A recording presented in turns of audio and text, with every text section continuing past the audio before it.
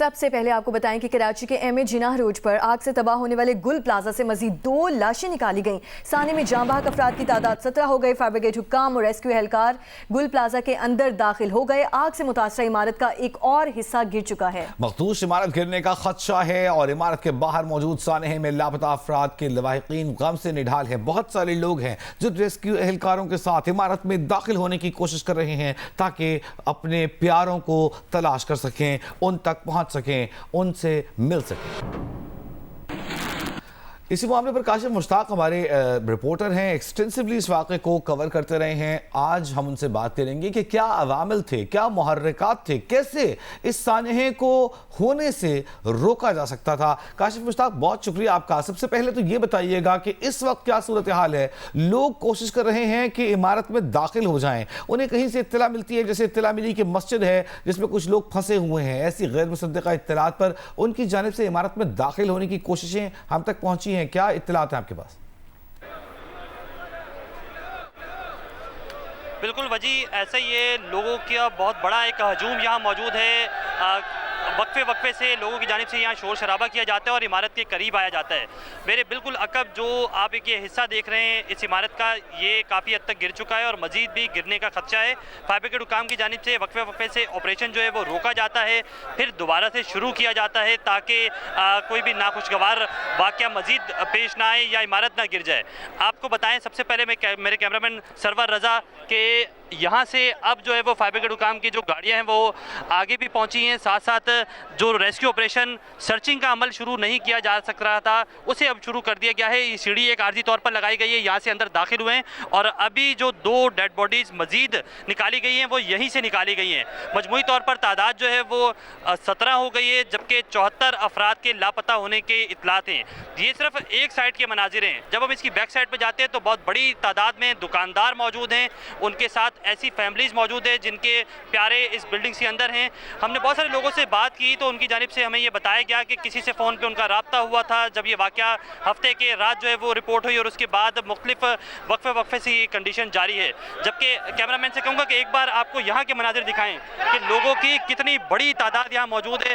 आप देख सकते हैं कि लोगों को पीछे हटाने के लिए पुलिस की नफरी की जानिब से कोशिश की जाती है, फिर दोबारा से ये लोग आगे आ जाते हैं, जबकि ये इमारत बहुत ज़्यादा कमज़ोर है। अब आपको एक मनाजिर और हम दिखाना चाहेंगे कि यहाँ से लोग अंदर दाखिल हुए और ये रंपा प्लाजा के मेन पिलर्स हैं जो मुकम्मल तौर पर यहाँ से डैमेज हो गए हैं और ये तमाम तर डैमेज होने की वजह से यहीं से लोग अंदर दाखिल हुए थे और इन्हें जो है वो दोबारा वापस बाहर निकाला गया। तो ये तमाम तर सिचुएशन है और यहाँ वक्फे से पुलिस की जानिब से, रेंजर्स की जानिब से बाकायदा ऐलानात किए जाते हैं कि लोग जो हैं वो थोड़ा सा एहतियात करें, थोड़ा सा पीछे हट जाएँ। साथ साथ अब जो है वो फायर ब्रिगेड की 10 गाड़ियाँ यहाँ अब भी काम करी।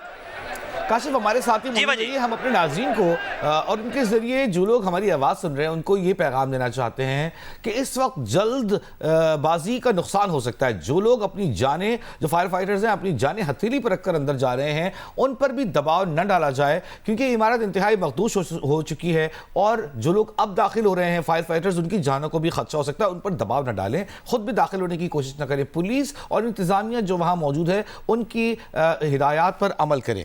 काशिफ, आप ये कहिएगा कि जहाँ पर ये हादसा हुआ है तामीराती काम भी वहाँ पर जारी था। रेस्क्यू टीम्स को पहुँचने में जब ये हादसा हुआ कितने मुश्किलात का सामना करना पड़ा, क्या वजह थी ताख़ीर की? क्योंकि वहाँ पर जितने लोग थे मौजूद थे वो यही कह रहे थे कि ताख़ीर से गाड़ियाँ वहाँ पर पहुँची और जब वो पहुँचे तो उनके पास इक्विपमेंट्स भी मौजूद नहीं थे। अगर उनके पास ये सब कुछ चीज़ें भी मौजूद होती तो क्या ताख़ीर ना होती, माली और जानी नुकसान से बचा जा सकता था उस वक्त?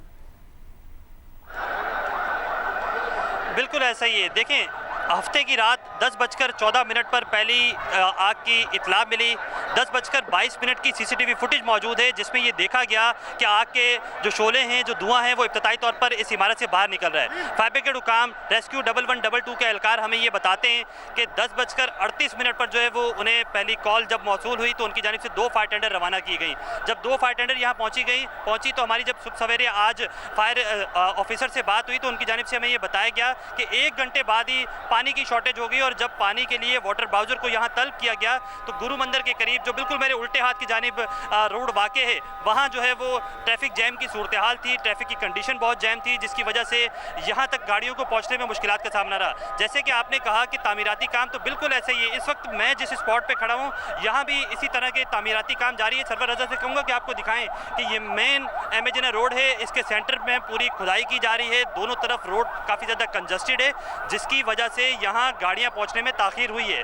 जब यहाँ गाड़ियाँ पहुँची तो उसके साथ साथ एक ये प्रॉब्लम भी नज़र आई कि यहाँ फायर ब्रिगेड के अमले को पहले पहुँचना चाहिए था। उससे पहले जो है वो जो रेस्क्यू के जो एम्बुलेंसेस हैं उनकी एक बहुत बड़ी तादाद थी, उन्हें पीछे हटाने के लिए काफ़ी कोशिश की गई। उसके बाद फायर ब्रिगेड गाड़ियों को आगे आने का कहा गया, लेकिन ट्रैफिक जैम के मसला यहाँ पेश आ गया, जिसकी वजह से जो है वो पूरी ये सड़क जैम पैक हो गई। ना सिर्फ अगले जानिब से जो इंतज़ामिया हैं, जो मार्केट की इंतज़ामिया है, हमारी उनसे भी बात हुई, जो मुतासरीन हैं हमारी उनसे भी बात हुई। उनकी जानिब से कहा जा रहा है कि इस गुल प्लाजा के 16 के करीब जो है वो दाखिली और खारजी रास्ते थे, जिनमें से कुछ रास्ते जो है वो मुकम्मल तौर पर बंद किए गए, क्योंकि टाइम काफ़ी ज़्यादा हो गया था और मार्केट बंद होना शुरू हो गई थी। कुछ रास्ते खुले हुए थे और उन रास्तों पे भी अगर उनको कोई गाइड करता, जो लोग अंदर मौजूद थे, कि आया स्टेयर्स के ज़रिए छत पर जाया जा सकता है और छत से डायरेक्ट एक रैंप नीचे आती है इस गुल प्लाजा की। और मेरे बिल्कुल सीधे हाथ के जानिब यहाँ जो ये आप ढका हुआ हिस्सा देख रहे हैं, बिल्कुल इस हिस्से पर जो है वो रैंप है और यहाँ से रैंप सीधा 4th फ्लोर पर जाती है। तो अगर अंदर से ही सीढ़ियों का इस्तेमाल किया जाता और ऊपर जाया जाता तो इस रैंप के जरिए नीचे आया जा सकता था। जो गुज़िश्ता रोज़ 2 से 3 डेड बॉडीज़ यहाँ से निकली हैं वो इसी रैंप के बैक साइड से निकाली गई हैं। तो इसमें ये चीज़ सामने आई है कि लोग यहाँ फंसे हुए थे। अब जो 2 डेड बॉडीज़ निकाली गई हैं वो बिल्कुल मेरे उल्टे हाथ की जानिब के मनाजिर हैं, यहाँ से निकाली गई हैं। इस पूरे गुल प्लाजा के चारों तरफ खिड़कियाँ बहुत ज़्यादा मौजूद हैं, लेकिन बताया जा रहा है कि तमाम तर खिड़कियाँ ग्रिल लगा। काशिफ, जल्दी हम चाहेंगे मुख्तसरन जवाब के साथ हम उन मुहर्रिकात का अंदाजा लगा सकें कि अगर इस हादसे को रोका जा सकता था, क्योंकि बाद में तो इमदाद के ऐलानात किए जाते हैं, इंसानी इजाले की बातें की जाती हैं, पैसे देकर लोगों को चुप करवाने की कोशिश की जाती है, लेकिन ऐसे हादसात होते रहते हैं। सबसे पहले तो बताइए कि 3 करोड़ की आबादी वाले शहर में जितने फायर ऑफिस मौजूद हैं, क्या ये काफ़ी हैं इतने बड़े शहर के लिए? ख़ास तौर पर ये जो ओल्ड सिटी एरिया है, सदर का इलाका है, कारोबारी तिजारती मराकज़ हैं, यहाँ जितनी बड़ी तादाद में आबादी है, तिजारती मराकज़ हैं, इनके लिए ऐसी सूरत हाल में क्या इनफ फायर की गाड़ियाँ मौजूद है, फायर फाइटर्स मौजूद हैं, फायर स्टेशन मौजूद हैं यहाँ पर? बिल्कुल देखें, अगर हम केएमसी की और रेस्क्यू 1112 की मुश्तरका फायर टेंडर्स की बात करें तो वो 40 के करीब है, जो कि शहर के लिए नाकाफ़ी है। एक डिस्ट्रिक्ट के लिए कमोपेश 6 से 7 फायर टेंडर होनी चाहिए। और ये रिपोर्ट माजी में भी जो है वो हमने देखा है कि सामने आई थी और इसमें ये कहा गया था कि फायर टेंडर्स कम है। गुल प्लाजा से अगर हम मेन फायर स्टेशन का डिस्टेंस की बात करें तो 3.5 किलोमीटर का ये डिस्टेंस है और कमोपेश 8 से 10 मिनट के अंदर यहाँ एम्बुलेंसेज, अगर बोरा पीर का रास्ता इख्तियार किया जाता तो तमाम तर गाड़ियाँ जो थी फायर ब्रिगेड की वो यहाँ पहुँच सकती थी।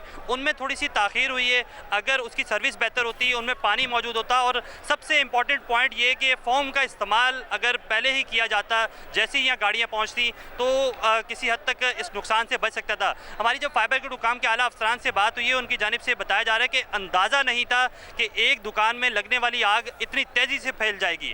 चूँकि ये आर्टिफिशियल फ्लावर्स की दुकान थी तो इसमें जब आग इनिशिएट हुई तो उसके बाद फौरी से जो है वो आग बहुत शुक्रिया काशिफ मुश्ताक।